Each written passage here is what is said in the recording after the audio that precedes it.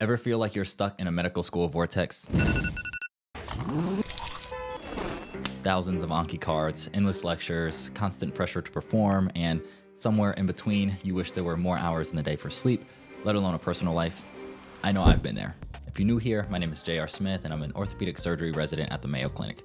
And as a physician and someone who's navigated this intense world of medical school, I know exactly how you feel. But guess what? You can absolutely crush your academic goals while carving out a life that you love, and this is the year to do it. In this video, we'll dive into the actionable strategies that you can use to maximize your potential while boosting your well-being and making this year truly phenomenal, both inside and outside the classroom. And there's no better place to start than discussing the importance of self-awareness. We all know the drill. Step prep, scrambling around the hospital, balancing a million responsibilities. But here's the thing, neglecting other aspects of your life can actually hinder your academic performance. So I want to take a second to reflect on how satisfied we are with the various areas of our life.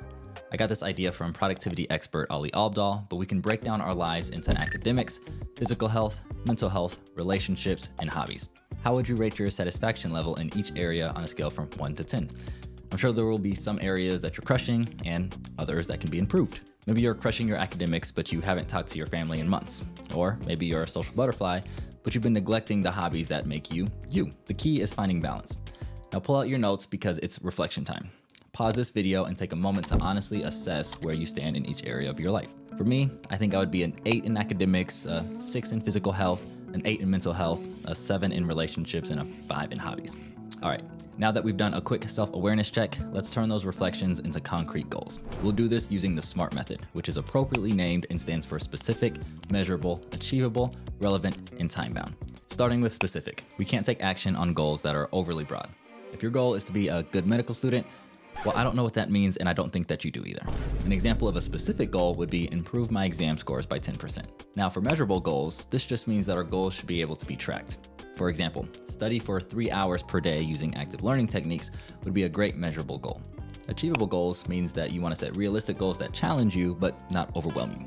Think score 255 plus on step 2, not be the first medical student to get a perfect score. The R stands for relevant, which just means that your goals should align with your long-term aspirations. This means that you have to know yourself and what you really want in your life.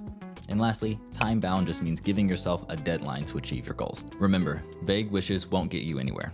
Use the S.M.A.R.T framework to craft powerful goals that will propel you forward. So pause this video again and create a few S.M.A.R.T goals that will better help you achieve balance in your life. This is just a framework and your goals don't have to cover every aspect of the S.M.A.R.T method. For me, since hobbies scored the lowest, one of my goals is to be time blocking 2 hours each week dedicated to a hobby that fills my cup and energizes me.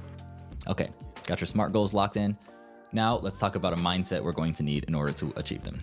A positive attitude is a superpower when it comes to achieving goals and overcoming the challenges that you're sure to face as a medical student. Because we all know negativity happens, especially in the medical field. Sometimes it's justified as you'll be involved in so many people's lives who are going through very difficult seasons and it's your job to meet them where they are.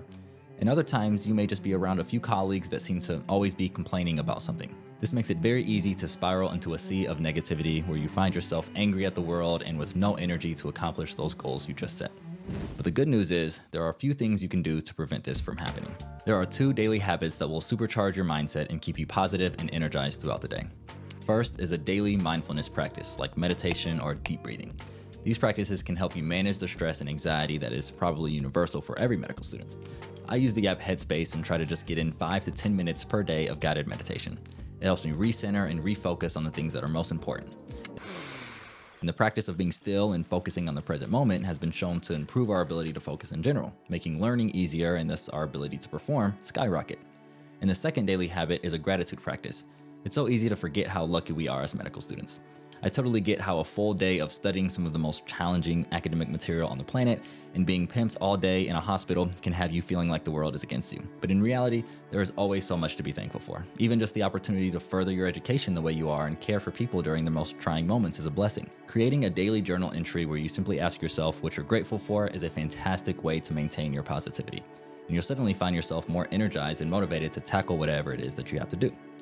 Creating goals is often a fun experience, but without implementing the proper strategies to ensure we're energized and motivated to achieve those goals, they turn more into dreams rather than anything we can actually accomplish. But now that we've reflected on the various aspects of our lives, we've set goals to improve the weaker ones so we can tackle this year in a more balanced way, and we've established a few daily practices that will help us stay motivated and energized as we progress in our goals, now comes the action. And for this, we're going to be talking about the ideal week method, which is another strategy I learned from Ali Abdaal. This is a great practice for ensuring that every week, and honestly every day for that matter, you are intentionally making progress in your goals. This strategy involves imagining your ideal week where you're able to get that uninterrupted and focused study time in, hit the gym, socialize with friends, pursue your non-academic hobbies, and even get enough sleep to not look like a zombie in the hospital. What I recommend is blocking off time in your calendar for each of these things, starting with the highest priority ones.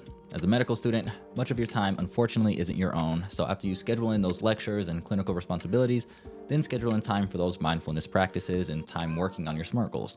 Things that are not on the schedule rarely happen, so whether it's an exam or just the phone call with your grandma, put it on the calendar. Starting each week by crafting your ideal week gives you direction on a daily basis. It's not to say that your week will always or ever go perfectly according to plan, but since you'll approach each week with a plan that takes into account the goals that you have for yourself, you will at least ensure that you're making progress towards becoming the person that you want to be and achieving the things that you want to achieve. Remember, you have the potential to accomplish incredible things. Take these strategies, personalize them for your life, and create a roadmap for an amazing year in medical school. To recap, first, identify the areas in your life that need attention. Then set SMART goals to improve those areas. Then establish daily practices to ensure you have the mindset necessary to achieve your goals. And lastly, schedule dedicated time for your priorities. Now, if you really want to take this year to the next level, you may be interested in my 30-day Evolving Student course, where you'll learn all the strategies that the best students use while crafting a personalized workspace that will keep you focused, productive, and most importantly, on track to achieve every goal that you've set for yourself. You can find more information in the description below, but I hope that you enjoyed this video. And if you did, be sure to like and subscribe if you haven't already. And as always, keep evolving, and I'll see you guys in the next one.